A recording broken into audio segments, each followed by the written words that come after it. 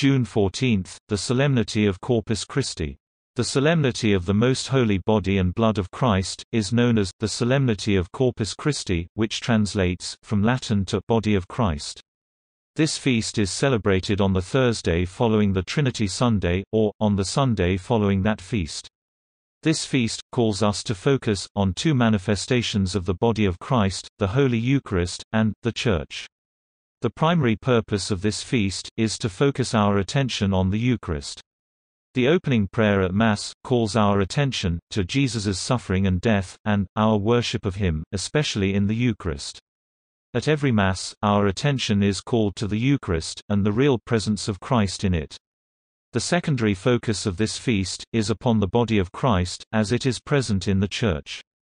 The Church is called the body of Christ because of the intimate communion which Jesus shares with His disciples. He expresses this in the Gospels by using the metaphor of a body in which He is the head. This image helps us to understand both the unity and the diversity of the Church. The Feast of Corpus Christi is commonly used as an opportunity for public Eucharistic processions, which serves as a sign of common faith and adoration.